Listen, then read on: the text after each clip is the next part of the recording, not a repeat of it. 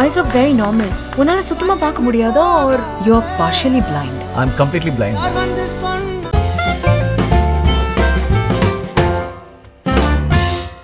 தீபொலிமாலய நேயர்களுக்கு வணக்கம். நான் உங்கள் பத்திரிகையாளர் ஆர்.எஸ். கார்த்திக். என் அருகில சக்தி சரவணன். வணக்கம். நாங்க ரெண்டு பேரும் இன்னைக்கு பார்க்க போற படம் மின்மினி. மின்மினி மினுக்குதா ஜொலிக்குதா? அது கிளைமேக்ஸ்ல தான் சொன்னேன். இந்த முறை நான் பஞ்ச் அடிக்கிறேன் அதுக்கு. அப்படியா? ஆமா. ஏன்னா நான் யோசிச்சோட கதை என்ன நான் பார்த்தேன். எனக்கு பெருசா இதுவாகல.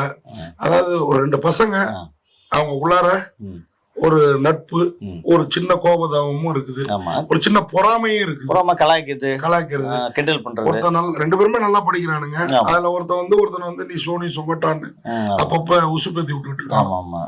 இப்போ அந்த பையன் கொஞ்சம் வெள்ளையா அழகா இருப்பான்.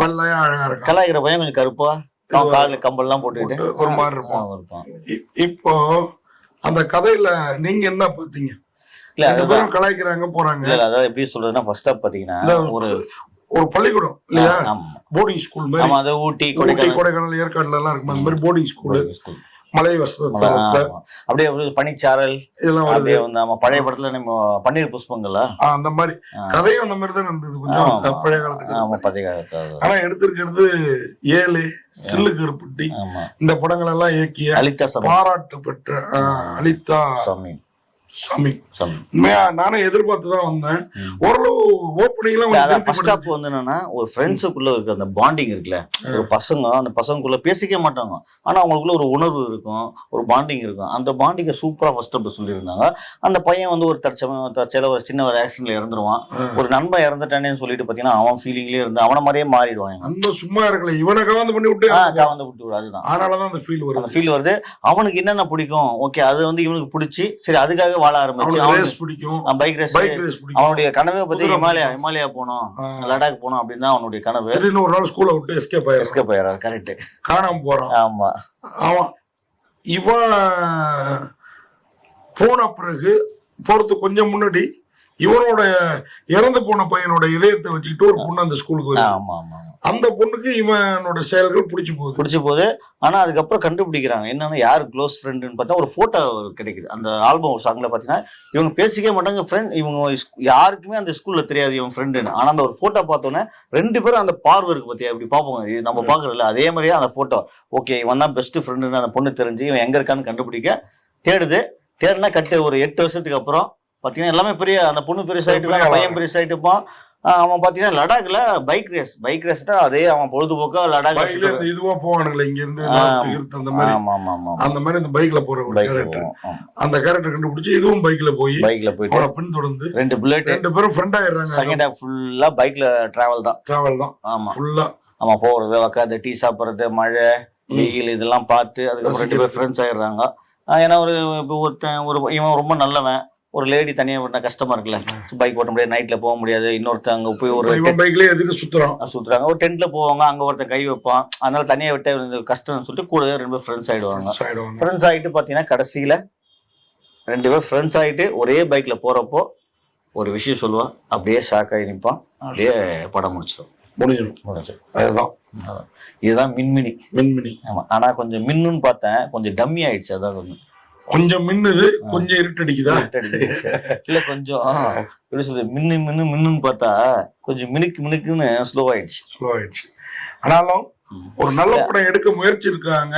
இல்ல அலிதா சமயம் படங்கள் எல்லாமே சூப்பரா பண்ணுவாங்க. ஏன்னா அந்த பூவரசம் பிபி அதுல ஆரம்பிச்சு ஏழு அதெல்லாம் வந்து அவங்க எப்படி சொல்ற ஒரு வாழ்வியலோட நல்லா பண்ணுவாங்க. இவங்க மிஸ்கினோட உதவியாளர்னு ஒத்துக்கவே முடியாது. அப்படி பண்ணிருப்பாங்க. ஆமா, சம்பந்தம் இல்லாம இருக்கும். ஆனா நல்லா பண்ணிருப்பாங்க. இந்த படத்தோட ஒளிப்பதிவாளர் மனோஜ். அது மாதிரி மியூசிக் டைரக்டர் ஏஆர் ரஹ்மானோட வாரிசு. அதாவது ஜிவி பிரகாஷ் கூட ஏஆர் ரஹ்மான் நண்பர், அது உறவினர். ஆனா இவங்க வந்து மகன் இல்லையா? அது மாதிரி படத்தோட நாயகனா பிரவீன் கிஷோர் ரொம்ப அழகா பண்ணிருக்காரு. அது மாதிரி பாரியா வர்றவன் அவரும் நல்லா பண்ணிருக்கிறாரு. இந்த படத்துல வந்து முகில், அதான் பாரி முகில்ங்கிற அந்த கேரக்டர்ல நல்லா பண்ணிருக்கிறாரு.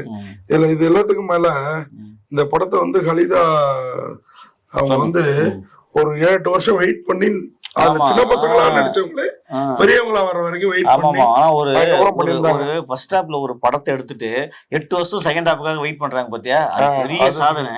ஆனா அந்த பெரிய சாதனைக்கு 10 பைசாக்கு புரோஜனம் இல்லாம போனதுதான் நமக்கு கஷ்டமாயிடுச்சு. கஷ்டமா அதுக்கு வேற ஆர்டிஸ்ட் போட்டு எப்பயோ முடிச்சிருக்கலாம். ஆமா, அதுதான் சொல்ல வரேன். ஏன்னா சரி ஓகே, இது ஒரு காவியம், இது வந்து இப்ப எப்படி தேவதாஸ் எல்லாம் பாத்தீங்கன்னா வருஷ கணக்குல ஓடிச்சிருந்தாங்க, இப்ப கரகாட்டங்க படம் பாத்தீங்கன்னா வருஷ கணக்குல ஓடிச்சிருந்தாங்களா, இதெல்லாம் ஒரு சாதனை.